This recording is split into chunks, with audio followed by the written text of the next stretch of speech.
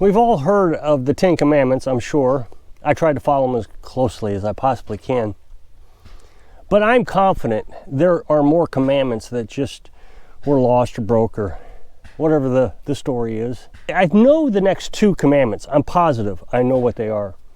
One is, thou shalt not be a hypocrite, meaning don't do something and then tell other people not to do it. I just can't stand that. I actually think that that should be up there towards the top of the 10 Commandments. And then the next one is, don't offer unsolicited advice. If somebody didn't ask you for something, or information, don't give it. It is a huge pet peeve of mine. Keep your mouth shut unless asked. Because opinions are like, you know what they say, everybody's got one. They're not willing to pay for it. They're not willing to offer any cash or say, if it fails, I'll pay for it. What I find interesting is living here off-grid. How many people say they're not going to live off-grid? So you're watching a YouTube channel, I guess for entertainment value, and I just don't understand that because I don't feel like I offer entertainment. I am trying to offer somewhat of an education. I mean, I put a little bit of sarcasm into my videos, but that's just my personality. I mean, I've told people in emails, I've told people in videos, I'm a jerk. I know I'm a jerk. That is one of the reasons why I live here. People don't like me, and I don't like people. People don't believe it when I say that. They say, oh, you're so friendly in videos. Well, I guess I can be friendly, but in the videos, I'm literally sarcastic in 90% of them. And then people say, huh, I thought you were so friendly. Where did you get that idea? So people will come onto the channel and tell me that they're not going to live off grid. But in 3-4 videos later, they'll say, if I were you, I would do something like this. Wait a minute. You don't want to live off grid. You don't live off grid. You have no idea how to live off grid. Yet you're going to tell me, a guy who's been living off grid for about 6 years, if you consider the nomadic life part of the off-grid, I mean, that was a huge learning curve for us, so I do consider it. I mean, we weren't near as off-grid as we are now because we had to always find water. But even at that, towards the end, we started getting water out of the stream, so I guess you could say we were off-grid. You're going to tell me how to live off-grid when you have no idea how to live off-grid. As a matter of fact, if you're going to live off-grid, you might want to watch a YouTube video to teach you how to live off-grid from a guy who's been doing it for a while. But that's not the mindset. The mindset is I'm going to come onto this channel, I'm going to tell you how to do it, and then I'm going to tell you how to do it wrong, and then when I question or reply back or just be a jerk like I am, what did I do? I was only giving a suggestion. Well, I got an idea. Don't give a suggestion, especially if you don't know the topic. The one that always comes up, anytime I talk about my water system, I pump water into an IBC tank from the well. That's kind of normal. But then from the IBC tank, I have an RV pump. Well, it's not even actually an RV pump. It's some sort of garden pump, or it doesn't matter what it is. It works like an RV pump. And it's got a pressure switch on it, and it can pressure water up to 80 pounds. Now, I throttle it down quite a bit. I think, don't quote me on the numbers. It's been a few months since I've looked at them. But I think I throttle it down to about 30 PSI. I think it comes in set at 60. And it's just a simple screw, you just adjust it. The reason I throttle it down is because we run a RV hose from the pump into our water heater. When I run it at higher pressures, that RV hose actually stretches out, and it concerned me that I was going to blow it out, so I turn it way down. But the hot water heater, the on-demand water heater, I know somebody's going to complain, you said hot water heater, why are you heating hot water? But the water heater requires, I think, 30 PSI to start. So you turn the water on, the water goes through the water heater and goes tick, tick, tick, tick, through a 2D batteries, the little sparker thing, it sparks, and it lights the propane. But if you don't have enough pressure coming into the water heater, it won't turn on. So one of the things people always tell me is to put the IBC tank up in the attic of my house. That way I don't need the RV pump, which I don't even understand. Why even worry about it? The RV pump was $30 and it works. Now, I do recognize that it can freeze, it has froze, but that's not a huge issue. So they tell me to put it up in the attic. Well, first of all, I can't imagine putting 2,000 pounds, I think it is, up in the attic. When I built the house, I built the rafters out of 2x4s, which is completely legal and to code, and it was designed by an engineering company that we bought the prints from. But everybody said, oh, you can't use rafters with 2x4s. You're gonna have to use at least a 2x6, if not a 2x8.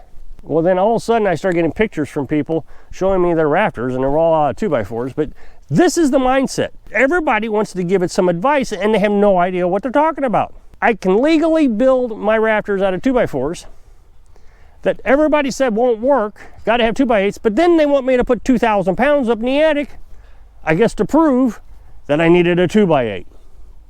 The mindset is insane.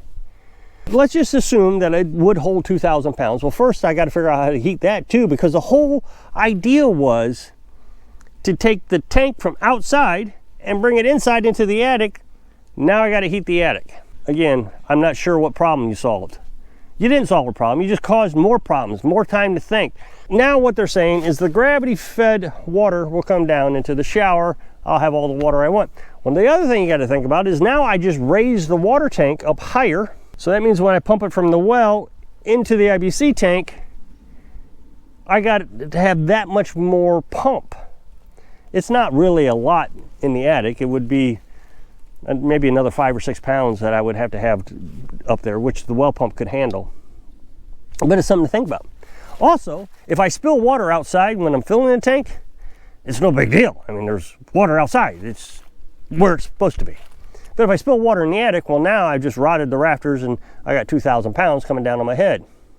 But thanks for the idea of trying to kill me. The other suggestion was I need to build a tower to put this water tank in to. Well, in order to get, I think 30 pounds, again, don't quote me, you can Google this. I have Googled it. So all the numbers I'm talking about are just completely hypothetical, but they are realistic numbers, and I may not be that far off. I think you have to have your water tank 69 feet up in the air to get 30 pounds of pressure down at the ground. Well, first of all, you got to remember my house is off the ground, what, 5 feet or so? 4 feet, something like that. So I'd have to raise it up that much higher. So I'm going to raise 2,000 pounds up into the air in a tower. Well, I don't have a welder. I'm not a welder. I don't have the electric to weld. So that means I'm going to have to build it out of 6x6s. 6x6s are expensive. I'm going to have a lot of it. And I'm going to have to dig big, solid footers with concrete. This is a massive project, an expensive project. So now I have a water tower up in the air that I wouldn't trust would actually hold 2,000 pounds, but whatever. So then I got to get water up to it. Now the well pump will not pump it. It won't pump that high. So that means I have to upgrade my well pump to 220. Right now I got a 110 well pump. I would have to upgrade it to get another roughly 100 feet up in the air. Well, that means I would have to figure out how to get 220 electric off solar panels. It can be done, you can buy inverters, but that's just another thing I have to do, another expense, more money. So you've taken a $50 project that I had, making this IBC tank, use a RV pump to pump it into the house through RV hoses, $50 into thousands of dollars that I'm gonna have to go through. And I still have to figure out how to keep it from freezing. That was the whole reason for the suggestion, was the RV pump freezes when it gets down to -4 degrees. So all these suggestions, and none of them work as good as the one I already have. Because you don't live off grid, you've not experienced it. Which concerns me, because if you did want to live off grid, you're gonna go do these things and you're just gonna waste money. You're not, I always say keep it simple, silly. It's actually stupid, but keep it simple, silly. And people find the hardest way to do things so they can spend thousands of dollars and fail and say, well, I don't have the money to do it. I'm trying to teach how to do it very simplistic. Now, one of the lessons I learned when I got here that it frustrates me. This one thing, you know, people tell me to ignore haters, and I do. I mean, I bring them up in the videos and I defend myself, but in general, I do ignore them. But there are certain things that I just really struggle with. And one of the things is this annoyance I have with people giving me advice when they have no idea what they're talking about. So when we moved here in the truck camper. We dropped the truck camper down on the ground until we get a tiny house built. We wanted to set up a more permanent shower. When we were traveling, we would have to disassemble the shower and put it back up, the on-demand water heater. We'd have curtains, and at the time we had the tailgate. So we could kind of take a tarp and wrap around the tailgate and stand on the tailgate, take a shower. Nobody could see us because the tarp was, and all that water could drain down on the ground. But when we moved here, we had to get the shower inside the camper, which we could do while we were traveling, but it was a lot more inconvenient. One of the things that I thought we could do was move the refrigerator outside. Well, during the summer, although it was a little bit more hot outside and it ran more often, and I only had 1 or 2 batteries at the time. I didn't have a lot of batteries. I mean, now we have enough batteries we could actually, we can deal with the summertime heat. So it was running quite a bit, and I'd have to run the generator more, but that was okay. It gave us more room in the camper. Everybody would assume that when winter came, everything would be fine. But we actually had a massive problem with the refrigerator in the wintertime. So initially, in order to resolve the problem, I brought the refrigerator back into the camper and immediately started working fine. But what happened was the meat started thawing out in the freezer. It should be working better. It's cold outside. So I started investigating, and I found out that a refrigerator that is not designed for outside use will not turn on if the temperature, I think, again, don't quote me on the numbers, but I think if the temperature gets down in the 40s, outside temperature gets down in the 40s, the thermostat on the refrigerator no longer works. Even though the outside temperature was above freezing, the freezer would not kick on because the temperature outside was below 40 degrees. You have to have a specially designed thermostat on a refrigerator or freezer for that to work. Well, every time I talk about the tiny house, every time, I get 2 suggestions, one of 2 suggestions. Well, take the freezer outside, you don't need it inside. Again, this is simple Google stuff. Why are you giving suggestions if you've never tried it? And I know people will tell me, oh, I got a freezer outside. And are you really checking it to see in 40-degree temperatures if it's actually turning on? It's a good possibility that in these type of temperatures, your meat is getting to where it's thawing out or could thaw out. And I bet people don't even realize it. Again, I've experienced it. But we have these brand new people who've never lived off grid telling me to go out and ruin, what, $300 or $400, $500, $600 of meat so I can have more room in a tiny house. The other thing people will tell me just blows my mind. We bought this piece of junk camper for just well, I don't want to give the price, but cheap. It's junk. So her son could come and stay with us until he could get back on his feet. I have no intentions of doing anything with this camper. I'm not fixing it up. We can clean it up. Carolyn can cook in it. We can eat our meals in there. It leaks. I've been sealing up the leaks. So when I talk about the tiny house and we have to make room, because I just told you that we have to buy we did buy a wash machine because our subscribers are just furious that we don't have a wash machine. So we had to buy one because when my mother jumped in, I figured, okay, well, I've lost the battle. I can't win this one, and I'm just tired of fighting it. So we went and bought one. So I showed you that we were rearranging the entire tiny house. Well, just move into the camper. There's more room in the camper. Well, the walls are paper thin. There's no insulation, basically no insulation in the camper. It's a piece of junk. I've said this. It's not like I've hidden this from you. You know it's junk. Why am I going to move into a junk piece of thing falling it down or live in a tiny house that I built myself that is very solid with 6 inches of insulation? It's got a wood stove in there. The camper, Carolyn already said, we're not putting a wood stove in that camper. It's just too dangerous, which I have to agree with her.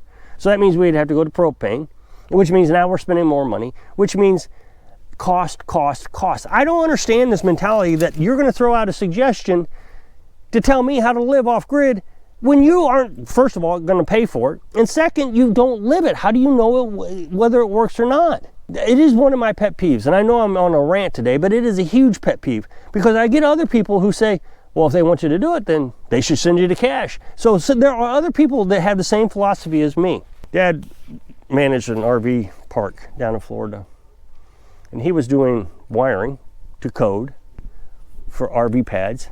this guy comes up, you're doing it wrong. I've been an electrician for 50 years. You're going to have to do X, Y, Z. And I forget all the things he said. And Dad said, okay, just go into the ladies in there and give them your credit card, and we'll start that project right away. What? What do you mean? Well, he says, if you want me to do it, I'll be happy to do it your way. You just give me the credit card number. That way, when it doesn't work and the code inspector comes down here and fines me all this cash, I want to make sure that I have your credit card on hand to pay for it. Oh, well, you know, it's not that important. You're doing a fine job. Then why'd you offer the stupid suggestion in the first place? You have no idea what you're talking about. So if you click this up next box to take you to a video where I was talking about the wood stove, which nobody thinks I know what I'm doing. So I hope I can inspire you to not give advice, so you can live your dreams. Thanks for watching.